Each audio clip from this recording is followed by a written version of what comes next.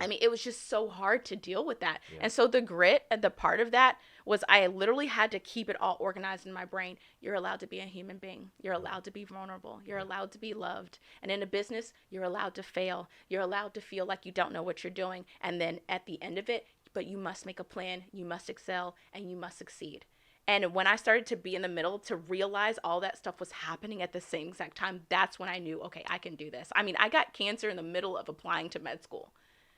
I was like, literally, I went to the doctors. I was like, hey, I'm not feeling well. I don't know. They're like, yeah, it's probably nothing. They called back and they're like, oh, this is serious. Wow. Less than 2 weeks later, I had one surgery. Less than 3 weeks later, I had another surgery, like a 7-hour surgery. My bladder was literally outside of my body. I couldn't walk. I couldn't eat. Yeah. I mean, I had tubes coming out everywhere at home, you know, and you're thinking, oh, I'm supposed to be a superhero. The superheroes don't quit. Yeah. But I had to quit for a little bit. I had to learn to breathe on my own. I had to learn to do all this stuff. Yeah. And so in fighting that grit, the hardest part of it was learning more about myself, and that I had to reserve a little bit for myself too, because I wouldn't have survived it. Yeah. So I had to survive me too. Absolutely. And so as an officer, being a Black woman, seeing the weight of the world, people expecting you to save them, people expecting that you have to be some, you know, astronomical factor in the world, I had to be just another person too. Yeah. And once I realized those emotions, that made my business better.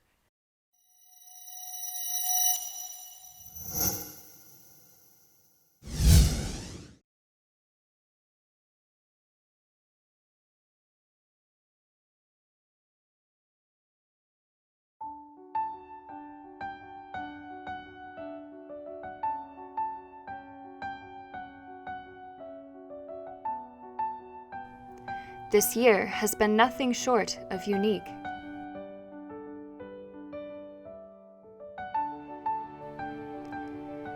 Between exploring the virtual landscape and navigating new needs, business has done the extraordinary.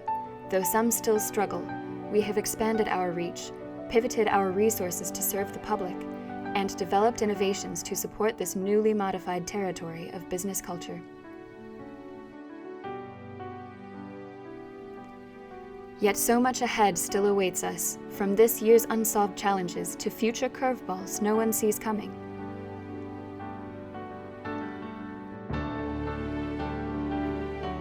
Will we unite and lift one another up, or is hope for that already gone?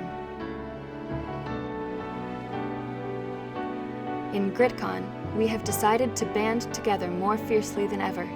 There is hope, and we will not be put down.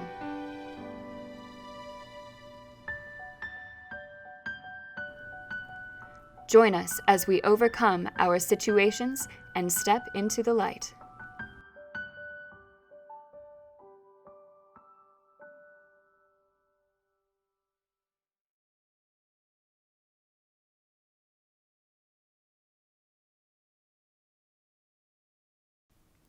Hey everybody, welcome to the premiere of Season 2, Episode 1 of GritCON Expand Cast. And we have a great guest with us here today, Ty M. Carolina. Thank you. Oh my goodness, I was so lucky. To send you a message. I think this is a Thursday night. Yeah. It's Saturday now. And I was like, I thought you were in town for like a month or something. I saw you on Facebook or something with your scrubs on. Yeah. And I was like, hey, come over for a podcast. And it's like Saturday because I'm leaving Saturday. I'm like, oh my God. So you're like jumping on the road for a 5-hour trip after this. I am. And I've been here almost 10 days already. So I was like, what? This is awesome. Awesome. I'm so glad. Absolutely. Well, to give you viewers a little bit of background, Ty is, and she'll explain more about her background because I actually only met her once before this very moment at a luncheon at Military Influencer Conference in Orlando in about October or something, 2018, about 2 years ago. Yeah. So I haven't seen her in 2 years. We just so happened at the VIP table I sat at, there's a nice circular table, there's some guests there, and Ty was sitting like across from me, and she had this enigmatic personality, like she made everybody at the table like super happy. With her smile and her personality and everything. Oh my gosh. And I was like, I have to talk to this lady. Like, she's amazing. But from what I understand, I actually know very little. I know that you're a Army officer so far. Mm-hmm. You have your own cooking show. I do. I'll talk about that. Yeah. You can talk about that here too. And that you are a pageant winner of some sort. Yes. Miss something of Yes. whichever it is. And we'll get elaborate in each one of those details too. But this is amazing. So I'll let you do your own introduction. So Ty, tell us about yourself. Do your intro. Well, hi guys. I am Ty M. Carolina from Time Carolina Weekly Moments, and I am the co-host of Eat, Drink, and Handle Your Business, which is on Taste on TV app, which is all cooking exclusive. But I don't say I'm a chef. I say I'm a lifestyle enthusiast that likes to cook.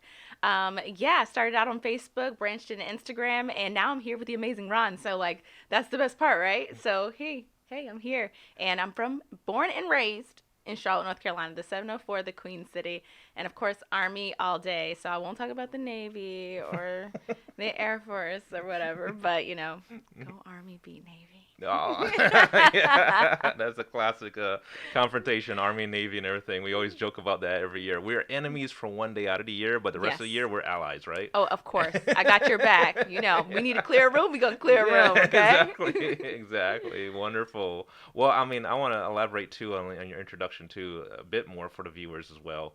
Everybody knows that this podcast is very entrepreneur-driven, and I see you as an entrepreneur. So this is like an honor to catch you before you jump on the road again. Seriously, this is like exciting for me.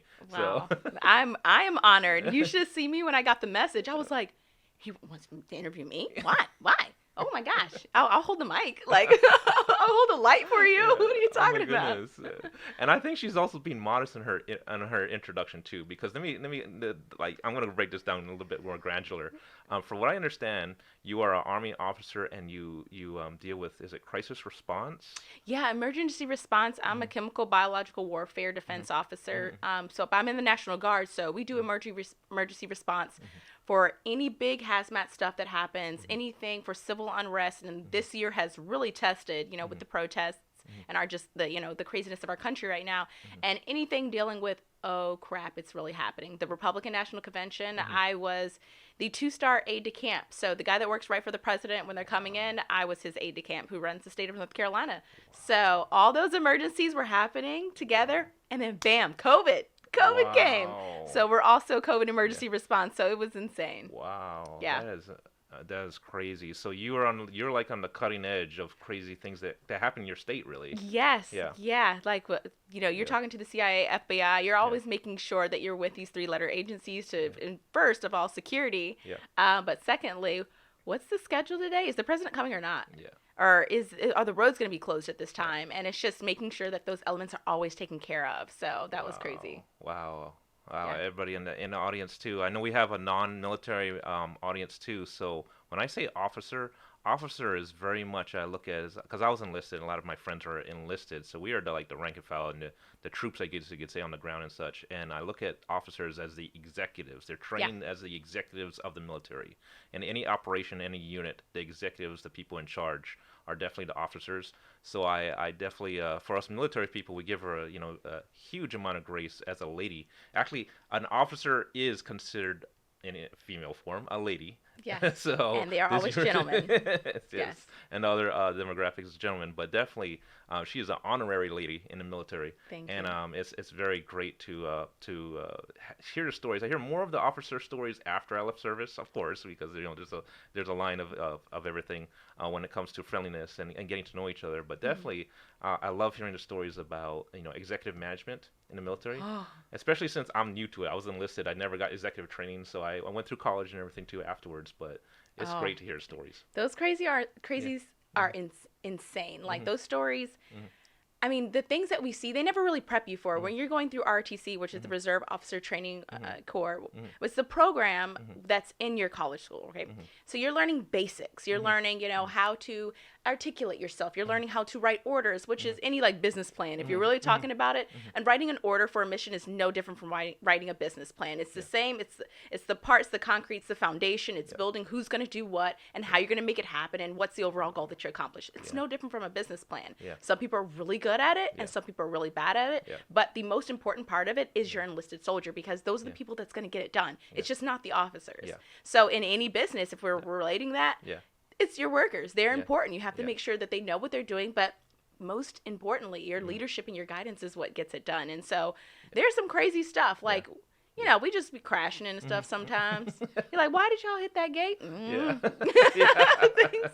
Where's that missile at? I don't know. It was supposed to be here yesterday. Like literally, we lose stuff, things break all the time, but you know, it's those that you're gonna get your butt saved by one of those soldiers that really looking out for you. So it's the people like him that really kept us afloat. So thank you so much. Thank you so much. And there's so much more that I want to try to discuss. We try to keep our episodes of 45 minutes, and just a little bit of logistics on to this episode. If you're wondering what this divisive line, if you're watching on video, audio you won't see this, but of course on video, there's like this weird line, this transparent line between us, and we are. Let me reach my hand across where you know. You can actually. There's something right in between us. It's an acrylic shield because of COVID. I wanted to be able to, you know, the video audience to be able to see our mouths move, you know, instead of having to wear the mask the whole time during interview, which is kind of weird. But we can still stay safe. And I know she's in the medical field and such, and she's been around a lot of situations with COVID, and we'll explore that a little bit too. But this, I wanted to be able to have the guests to be able to see each other, but still be safe. Does that make sense? Safety is priority. Safety first, safety always. Yes, and that's the military mentality too. That actually kicks in, you know. So so that clears it up on that logistics side. So tell us, I mean, this year must have been crazy as far as like COVID and what you're doing for the state and everything. I mean, and how's it? And I also wanted, you know, our audience is very business related. So how's that applied to their own businesses and their pivoting and their plans and how it changes from minute to minute? I mean, I've had to pivot every day. So I would like to say crisis management, like being calm. But in any business, you're going to have small fires, right? And there's this show called Little Fires Everywhere. And I like to think that was how this year was. As soon as you thought you put out one thing, something else happened. And that happens at any business level too. Your logistics is going well, but you have a truck that breaks down. So you always have to have a secondary plan. You always have to have what we call a contingency plan and mitigation factors. And I think that is something that definitely bleeds over into a business. If you know you have 5 trucks, then you know that need to go out. You need to have 6 or 7 that's in your slot to make sure that they can continue your mission. And that's something that we literally had to think about all year. How can we adjust? How can we do this so that we can still function safely and still get it done and meet the intent of our clients, our customers? And so with us, when COVID hit, we realized we still have to train. War is still happening. You don't get to stop because just because COVID's happening, that doesn't mean the enemy or whomever or whatever's against you isn't still out there reaming and rhyming and still doing what they need to do. So you have to be 2 steps ahead, even when somebody's pushing you 3 steps back. So that in business is, even if my logistics plan is failing, okay, I have another company that can still do this, that maybe do it for a little bit more expensive. I'm going to pay a little bit more, but would it be worth it so that my company doesn't fail? Always bridging and kind of weighing those options as well. So having that contingency plan, having that backup to the backup. And then sitting down with other people that know more than you. Like, I know I'm a captain. I'll be promoted to major soon. I'm not the smartest person in the room no matter where I go. And I like to think that I am because I'm like really smart, but that's not true, okay? I have to ask for help. So sit down with that other person, not just your mentor. Sit down with somebody that kind of does your line of work and kind of feel out and ask them what they're doing. And that it may not be something that's so astronomically greater, but at least can be like, oh, I didn't consider that. Maybe this type form or this app would be something that people can log in and do their temperatures versus us writing it on paper in Excel. People can just log onto an app. That makes things faster. That means it's more efficient. So that's kind of how I had to do a lot of adjustments. So throughout the year, obviously in the National Guard, we have to do readiness for medical, readiness for shooting weapons, readiness for driving vehicles. And like, how are we going to do this with COVID? How do we test everybody? So we're thinking, oh, just stop everything first, get your plan, make your plan first, then do a trial run. Just don't start like streamlining it. Start practice, get your family together, line up, see how fast testing is going to go, because that's the mistake we made. We thought, oh, we have people show up at 7:45, we'll start at 8. No. Taking temperatures, the thermometers didn't work as well. So the temporal artery thermometers were really slow. So then that backed us up. So we didn't start till 8:30. I learned my lesson. We could have just practiced. So in any business, before you start sending shipments out, get one to yourself. Have it mailed to your house first and see how well it comes and what shape it's in when it arrives to you so that you can write that down. Those are the things that you have to do. And if that doesn't work, send a second one to yourself just to be sure. And so I think that kind of relates to business. And that's the places where we messed up. Absolutely. And in business too, I mean, there's thousands of analogies where you have a logistics business or you have, let's use the restaurants because everybody's very familiar with restaurant, right? Yeah. If you're a restaurant and you had a bar was a big part of your operation, right? Oh, yeah. I think you're right. Create a scenario of an array of disaster scenarios. Okay, say for example, the governor shut down my entire state. Okay, I am gonna increase deliveries. I want to be on every platform. I don't care what the cost is. I don't care what delivery platform is charging me. I'm going to be on every platform possible because it's going to help me survive. Exactly. If I'm going to change up my staff to be deliverers, I'm going to have deliverers, and everything will be in styrofoam little things. I know they're used to the nice little plates, but they're going to be in styrofoam. And it's going to be in their house, and that's where a restaurant can possibly survive the tide. So, Exactly. That brings such a good point because a lot of people had to be resilient, especially with restaurants. The bar thing in North Carolina, you guys, we're in Virginia right now, right? Yeah.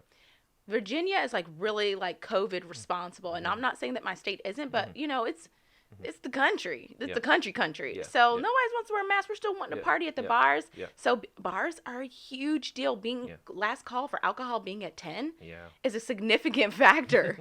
It is devastating for some of us. I'm not saying that I drink a lot, but I do.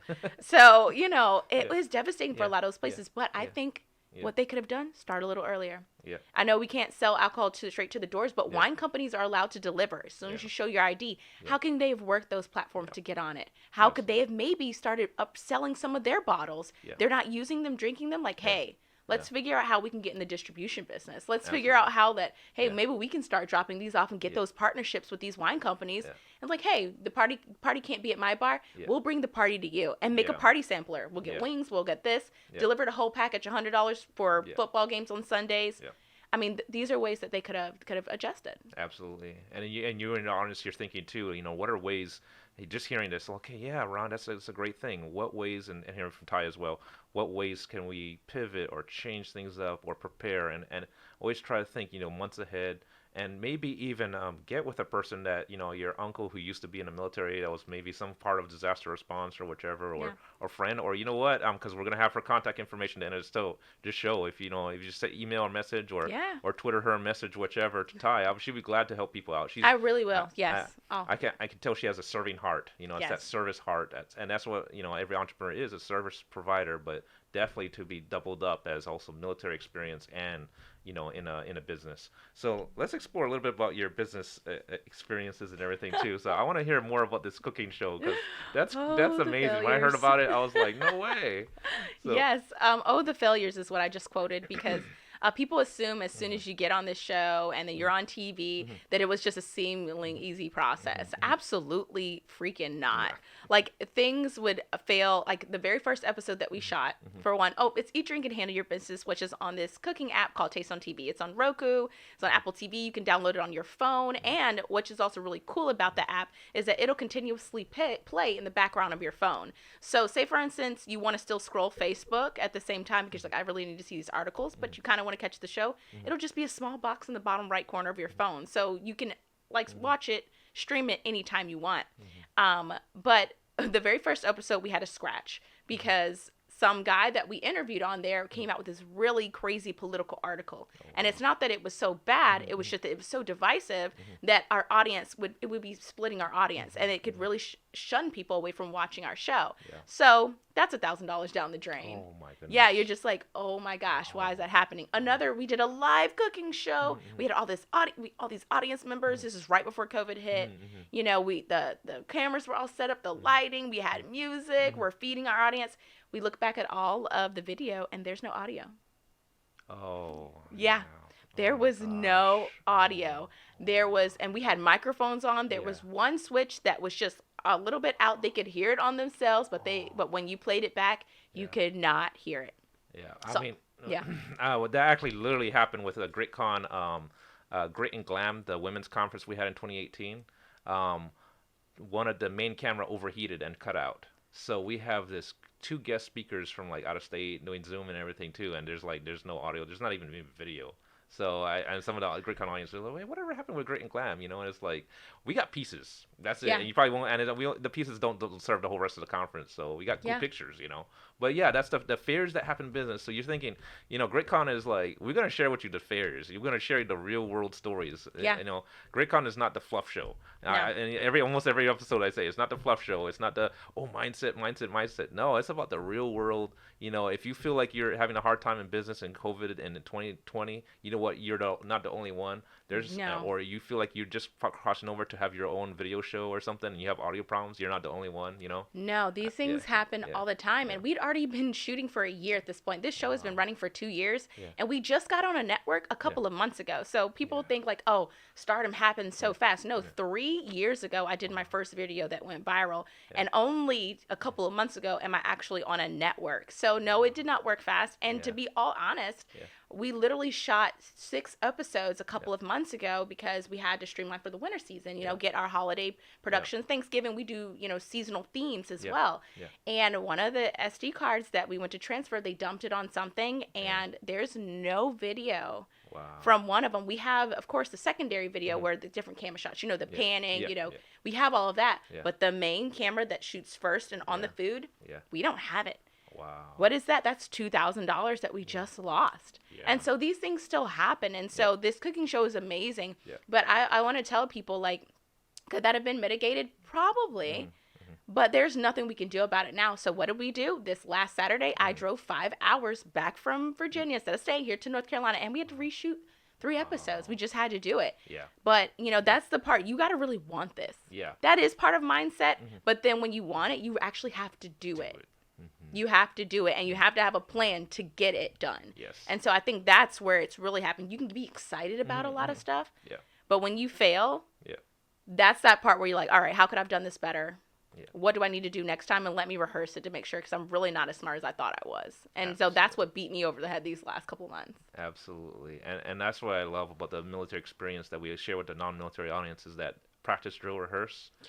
And also, too, no matter how many books we hit, how many courses we take, and how many practical scenarios that happen, not until you get into the real world and you actually see what happens does it really, become real for you. And then, luckily in business, there isn't bullets and perimeters and missiles and everything, too. Yeah. A good thing in business is you make a mistake with the client, and then you understand, okay, whatever it is, and hopefully you quickly try to adjust for client or situation or TV show or audience so that you can mitigate that and try to make it right for the customer. I've lost money on deals because I've messed up, but I will spend money to make it right for the customer. And that investment, that's why I want to tell people, when you spend extra money to fix something for a client and you lost money on that one, you invested yet again in your reputation of your business, and that will contribute to your survival as a business in situations like COVID and everything. Exactly. So, and I would definitely speak to that on timelines. Like my company, we do a lot of consultations. We do web development, back-end research as well for small businesses. And we have a lot of clientele that we do websites for.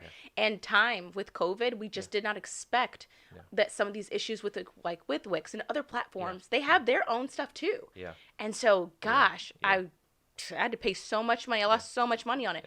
But those websites were done so graciously that they brought me other clients. I might have lost money, but I got 3 more clients with it. So I've kind of made it up. Yeah. Well, I made up what I spent. I didn't make more of what I was supposed to earn. I just made up for what I lost. Yeah, exactly. And there's moments too, you would never think in a million years that both Facebook and Google at the same time was unreachable. Because I'm one of the weird scenarios in my digital marketing company where I actually get to have a phone call with Facebook and Google. And when COVID, certain things, even months after COVID was, came out to the public, there was like, hey, there's a problem here at Google with YouTube. It's not working right on the ad platform. And I keep on hitting up. I can't get anybody at Google like I did before. It's like, hey, please help me. There's a problem. So I had to circumvent a way around an issue and work with it and tell the customer, hey, we are dead in the water. We're trying everything we can. We're going to try something else to help you. That was me last month. Yeah. I was like, I'm sorry, Wix. They limited people. I'm sorry. I'm going to have to wait. Yeah, absolutely. Now, speaking of YouTube, I brought up YouTube just for a second.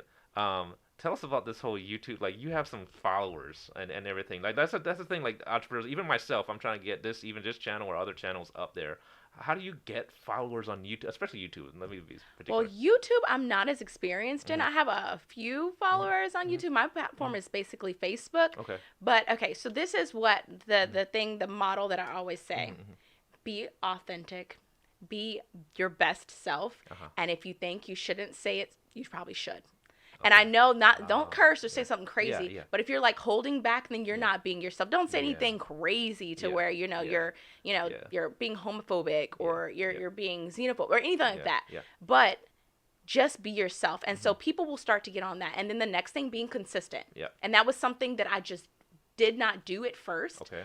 Every Wednesday, people would be like, hey, I thought you were coming on today. And I'm like, oh, you really cared about my show? Like, why do you care? I'm eating food in my living room. You're going to watch me do it. But they really like that consistency. People need a schedule. And there's so much psychology behind that. So to get followers, be consistent. Yeah. They're also going to share your stuff. I have like 6 or 7 really, really loyal followers. And I tell you, I have 20,000 followers, right? Yeah. But I have 6 or 7 so loyal that they always share my stuff. Wow. And then when I realized that one person tagged me in something and they shared it to their Facebook group. And then that group, I got 200 followers. And then that next person, they're like, hey, I'm going to put this in my workout group to motivate myself. And then that got me 400. And then I was like, you know what? Let me go and respond. So that's something I do for other companies. And I'll say this little nugget. I go on other people's social media for other people that I represent. And I'm the one who's responding to the people that they're in. And I always make sure it's personal. I go look at that person's page. Hey, your son had a birthday. Wow. And I know he loves Spider-Man. And I know this new article's come out. Say hi to my friend who actually works over there. I would go and do little stuff like that because that shows them that I really invest in their lives just as much as they invest in mine. And that's how it really took off. It started from me being personable and just caring about the people that were watching my show. So one day I had like 5,000. The next thing I had 6,000. And then next thing you know, I had 20,000. And mostly because I was like, oh, you just got married? I was like, hey, I literally sent somebody from Amazon. It was a $14 knife. Like it was a nice spoon. I was like, hey, you're always on it. I just sent it to him at Amazon because they were so supportive. And so to build followers, 1, you need to be personable. 2, you need to be authentic. Respond to them. When they're writing you, you can't respond to everybody. There were sometimes I would get 200, 300 messages a day. I can't do it all. But it does mean a lot to them when you're like, hey, I see that you weren't as smiling today. Where's the post with your grandbaby? I'm usually seeing that in my feed. And when I tell you that they share that and that means to them, before you know it, I turned over and I had over 1,000 messages. And that's when you're building your followership. They look to you for consistency, to be on schedule, and not to be confirmation bias, so they're hearing what they want to hear, but to say what you mean and then to understand your perspective. That's how you get followers. That's how you uptick, and that's how you keep it consistent. Wow. Oh my gosh. It's a lot of work. It's a lot of work. 1 o'clock in the morning. Yeah, it's authenticity. That's basically what I mean. To summarize that, it's almost like be your authentic self, but also I think a lot of people are in business are really good when it comes to the kneecap to kneecap facing each other. Yeah. And it's like, oh, how's the baby? How's the kids? How's the everything? And here's a little gift. Here's a little gift card and everything too. Yeah. But you are basically talking about a digital version of that. Yes. You have to. Wow. I did it. I would send them free merchandise too. Like when my shirt line came out and my bag line came out, I would do raffles and I would send it to people. And I'm like, hey, here's a free bag. Clothing, I would send it to them. Take a photo on it, and I'm not going to make money. Like don't tag where you can buy it from. Just say like, hey, Time Carolina sent me this because I really like to help out. And so that's what I started with. Wow. And people kind of just like took off on it, and I did it not because I thought that I would get me followers, but because they literally spend hours watching my stuff, and some of it wasn't really good. So how they sat through that, I don't know. I don't believe you, because this podcast already, this episode right here is like this. Wow, it just gets better and better. Some of the video, the lighting is terrible. I'm like whited out, like all you see is my beady eyes, and I'm like, y'all sit and watch that. And the people are like, what? I know. I was talking to another entrepreneur just this week. She said one of my worst videos is one of my watch videos, because she was just like, there was something about her story and her authenticity that just hit the audience just right. Exactly. I mean, literally my worst video. I was literally, I was drunk. So, I was like, I'm just ranting. And next thing you know, I had 2.5 million views. And I was like, that worked. I was like, I'm going to have a couple glasses of wine and just see how it goes. Absolutely. And here's a little bit of encouragement, too. I heard this. I watch so much news now. I wasn't a news person, but now I am. Obviously, this year changed that. But somebody said, in 2020, they're less concerned about the Hollywood celebrities, and they seem to gravitate towards their own their own social media celebrities that are everyday people like themselves. They identify with the most. Yeah.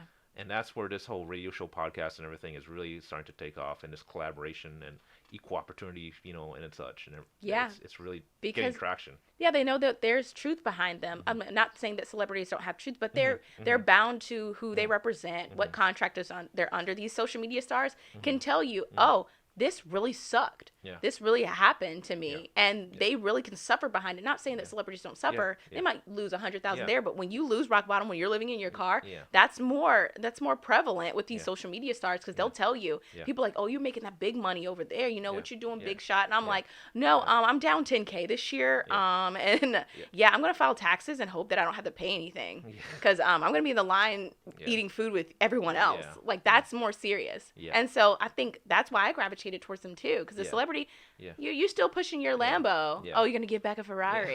Well, I'm gonna take the bus because I ran out of gas. Like, that was which was more serious for us, Wow, that's incredible. Now, I think we touched on it just on this subject too, collaboration.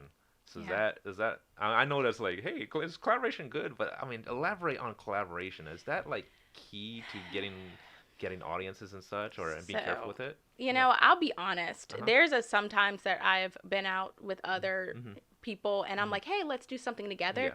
But then I look at it, this is how I decide if a collaboration is good.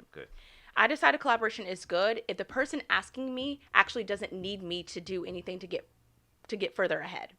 They're doing it because they want our content to be good, to be matched, and to add value, not to get more followers or to gain something on their side. So when some people are like, oh, I got a good opportunity for you, you can come over here, and then I realize they needed me to do something, and they're just asking me to do it for free in the form of an opportunity.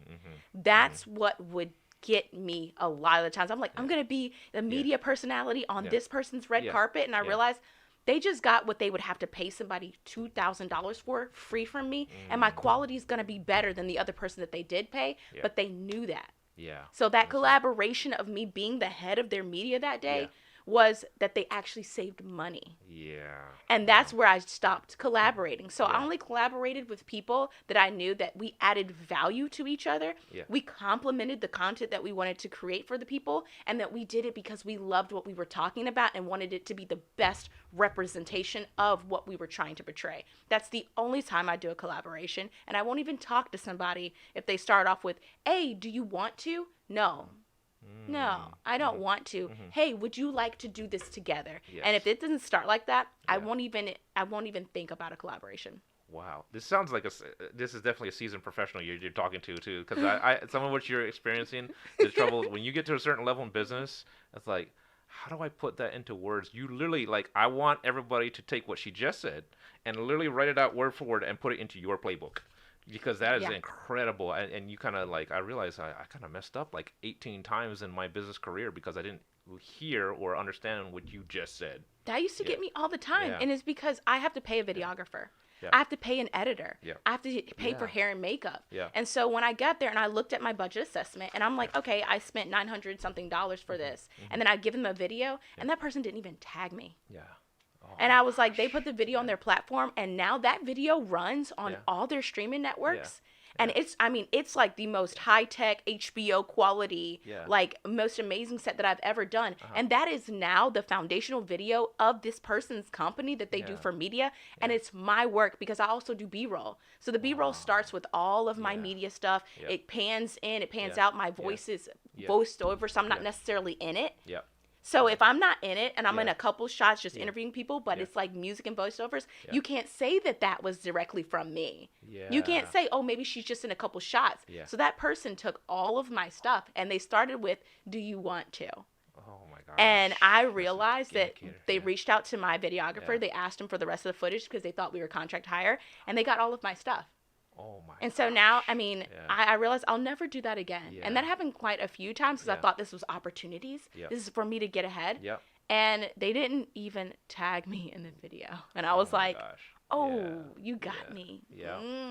Watch me in the streets. I'm going to catch you. Yeah, exactly. I mean, if you caught me on season 1, I shared, because season 1 was really me in my house during COVID, talking to the webcam. And I talk about that 10K I lost because I foolishly went down a road with somebody.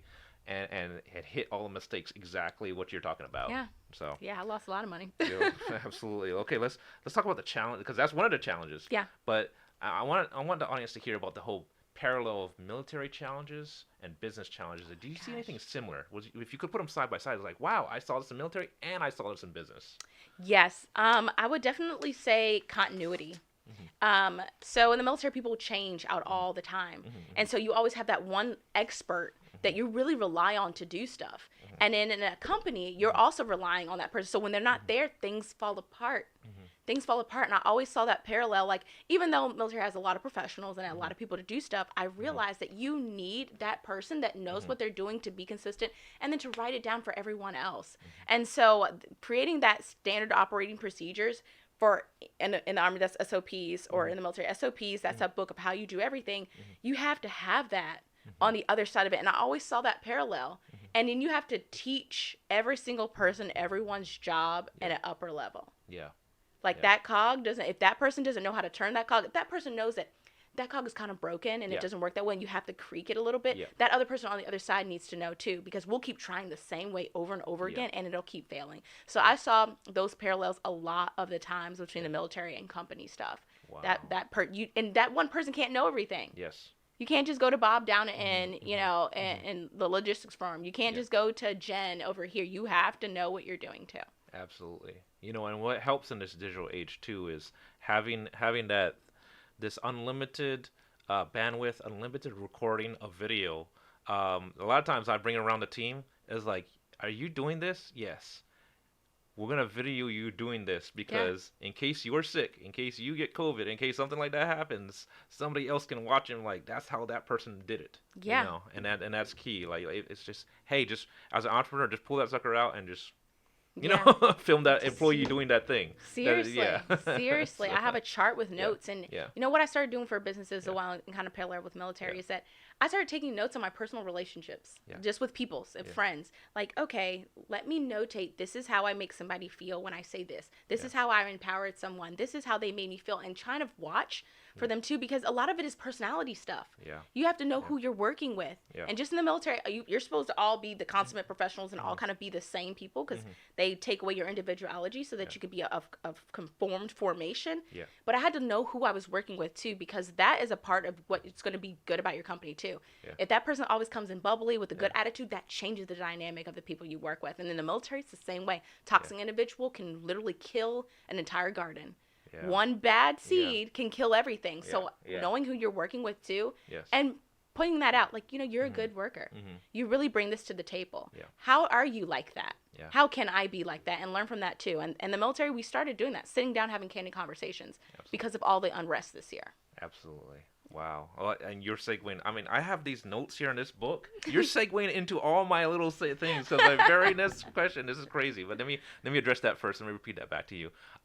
There's so many dynamics that requires, your intellect and everything too. But you are right. You don't have to be the super intellect of your business. No. Try to get some really smart people in ways that they are smart, that I feel I'm weak in. Yeah. I need to work with people like our EA is exactly strong in where I'm the weakest. Yeah. Yes. And so she is like a monster with certain kind of things. We even have a conversation. I'll tell you, even last night, she said, "What do you need me to help you with today?" I said, "I am starting to get lost in my own soup and sauce, and I'm starting to get a little bit, because I have a little bit of a chaotic brain, but I see patterns. But anyway, my chaotic brain happens before a lot of things other happen, and she has a very organized, streamlined brain that sees strategies and sees step 1, A, B, C, and D. Yes. And so, that's a great thing to not only have your procedures and everything, but the whole conflicts of that. Yeah. I wish we could do this for hours, but we got to kind of start wrapping this down now. This is going to get a little bit more of,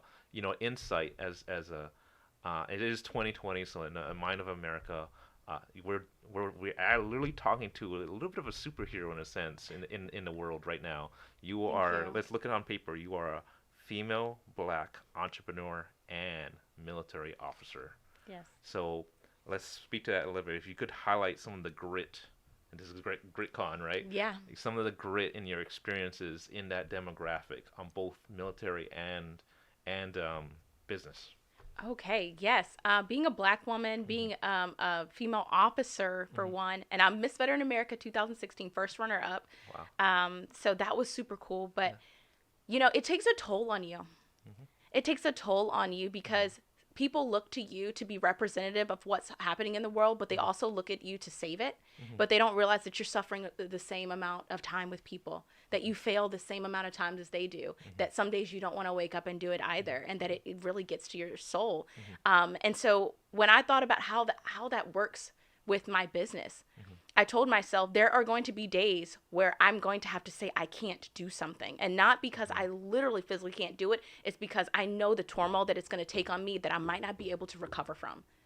And so I have to be able to set limitations for myself, and not limitations as in I can't be that superhero, but limitations as in for I know myself well enough to understand that the best part of myself has to be for the people that need me. So I have to reserve part of it for myself because I need myself too.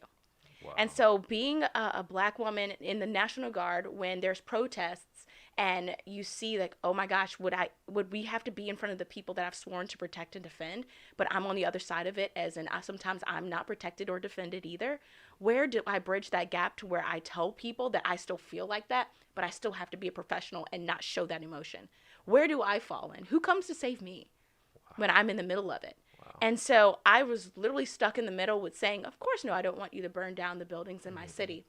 You should definitely burn down the cities in these buildings, because, I mean, it was just so hard to deal with that. And so the grit, the part of that was I literally had to keep it all organized in my brain. You're allowed to be a human being. You're allowed to be vulnerable. You're allowed to be loved. And in a business, you're allowed to fail. You're allowed to feel like you don't know what you're doing. And then at the end of it, but you must make a plan, you must excel, and you must succeed.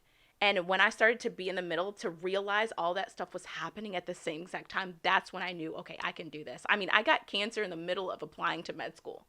Wow. I was like, literally, I went to the doctors. I was like, hey, I'm not feeling well. I don't know. They're like, yeah, it's probably nothing. They called back and they're like, oh, this is serious.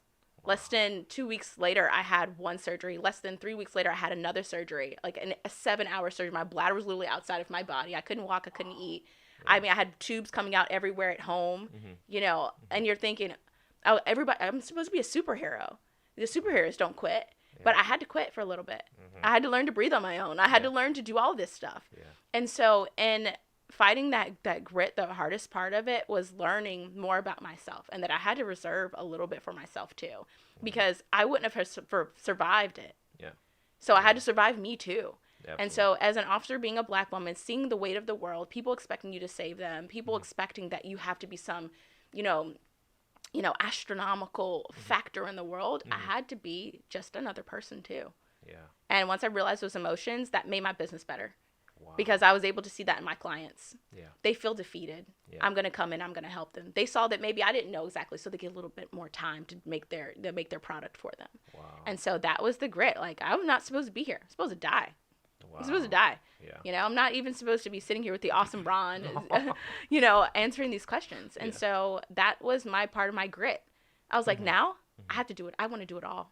And I'm still going to fail and lose money. I'm still going to do that. But I'm going to do it all. I'm going to give it a shot.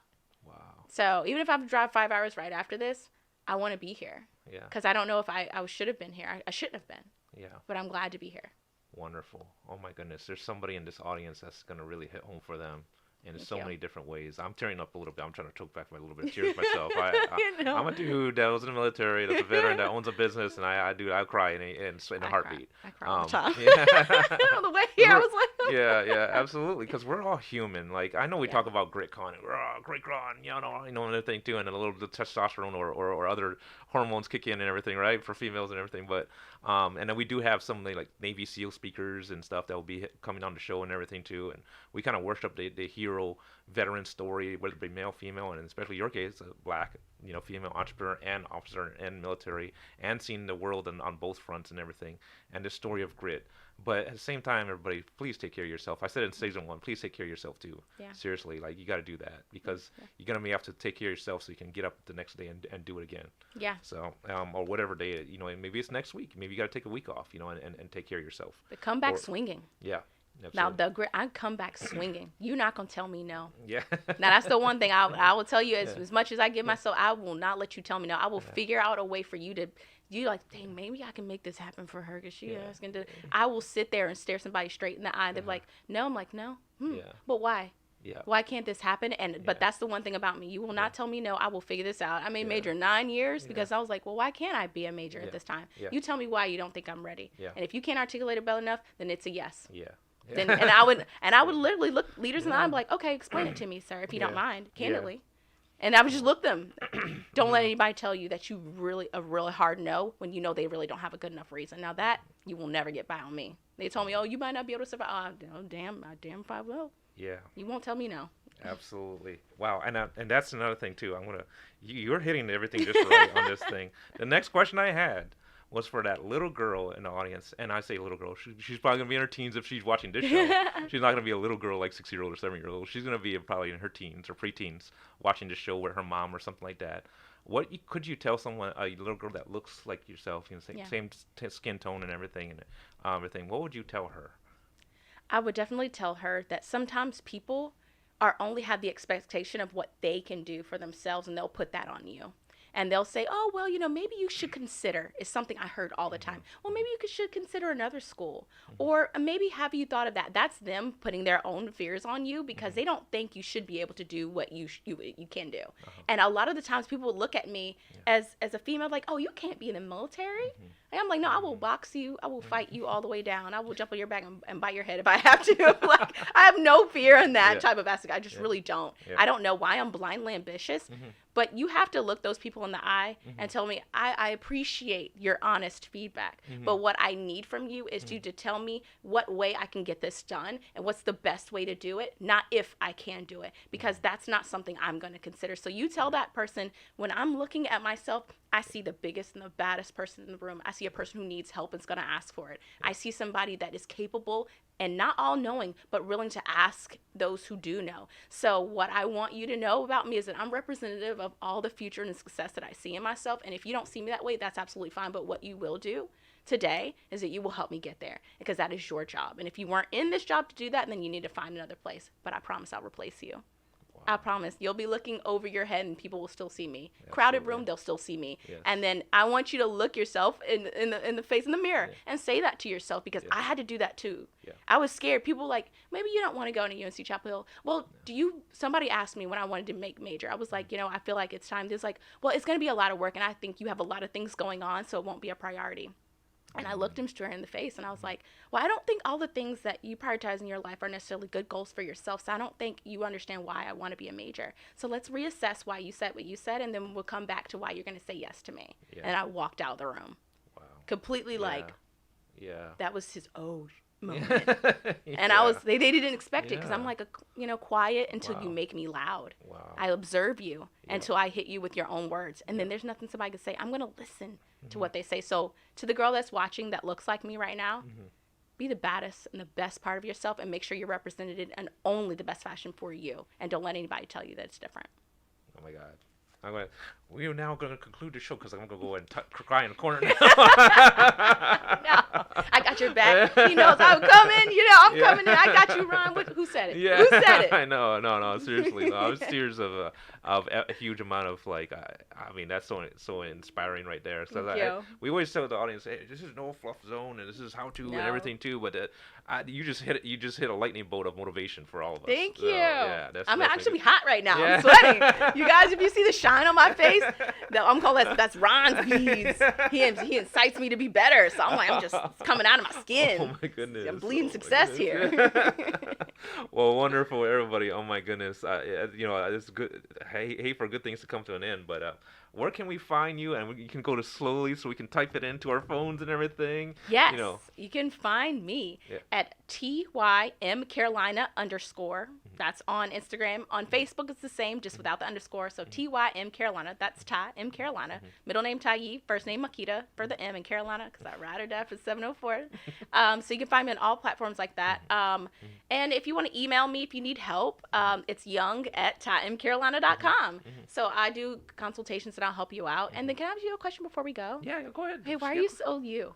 So me? Yeah, why are you so awesome and so uplifting? Where did that come from? Oh my goodness. I mean, I I don't know. See, I'm born and raised in Hawaii from the countryside. Mm-hmm. There's actually a video from 2018 when I went home for the first time in like 20 years Oh, wow. and saw the house. It's all I mean, I grew up in a little shack, Oh, outdoor wow. showers and stuff, water potatoes for dinner and everything.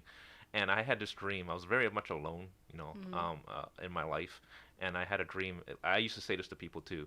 I had a childhood where it's like, man, this sucks. Childhood sucks. I can't wait to be an adult because this really sucks. I want the freedom to be able to make my own choices for myself and dream my own dreams and make them real. Yeah. And so what you're seeing right now is playing out of just little kids, in rural Hawaii. Everybody thinks Hawaii is paradise, Hawaii is paradise. Well, there's another side of paradise, Yeah. And I just have this dream, had this dream of being around these great people and doing things that I never thought possible.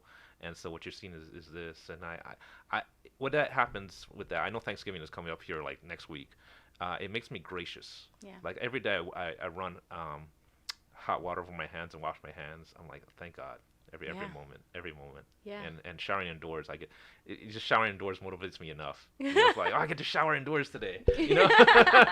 So, and then what happens when you come from a place like that, everything else is just that much even more amazing. Yeah. It really is. And I don't care how many hours I put in for work and everything too.